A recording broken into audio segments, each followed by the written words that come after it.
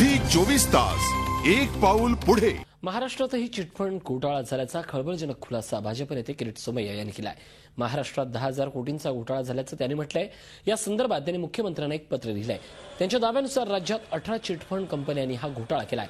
या NNIndia.in नावाची chit fund company अग्रेसर असल्याचा त्यांनी आरोप केलाय। या कंपन्या 3 ते 6 महिन्यात दामदुप्पटच्या योजना आणून सर्वसामान्यांना लुटतायत। या सगळ्याबाबत किरीट सोमय्या यांची बातचीत केली आमचे प्रतिनिधी अजित मांढरे यांनी। देशामध्ये खळबळ माजली असताना आता महाराष्ट्रामध्ये देखील तब्बल 10,000 कोटींपेक्षा जास्तचा चिटफंड घोटाळा समोर आलेला आहे। भाजप नेते किरीट सोमय्या यांनी दावा केलेला आहे की महाराष्ट्रामध्ये चिटफंडचा लवकरच एक मोठा ते गौप्यस्फोट करणार आहेत। आपल्या सोबत आहेत ते सोमय्याजी, काय नेमका हा प्रकार आहे आणि किती मोठा घोटाळा आहे? माझी माहिती अशी आहे की 1 लाखहून जास्त एजंट आणि 10 लाख गुंतवणूकदार 10,000 कोटी यात अडकलेले आहेत। सर, या संपूर्ण प्रकरणामध्ये जसं आपण बघितलं एखादा घोटाळा होतो त्यामध्ये स्थानिक काही लोक असतात किंवा त्यानंतर मंत्री आणि त्यानंतर पोलीस या सर्वांचं एक संगनमत होऊन अशा प्रकारे घोटाळे केले जातात।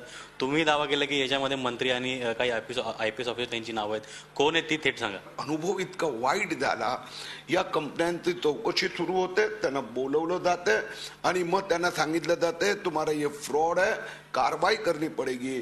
आणि त्या कारवाईनंतर कारवाई होते, पण काय होते? सेटिंग होते, सेटलमेंट होते।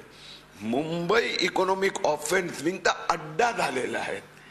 आता खरं म्हणजे मुंबई इकॉनॉमिक ऑफेन्स विंग आणि गृह मंत्रालयाचं काम आहे छोट्या गुंतवणूकदारांचं संरक्षण करणं, त्याच्याऐवजी असा घोटाळेबाज कंपन्यांचं संरक्षण केलं जाते।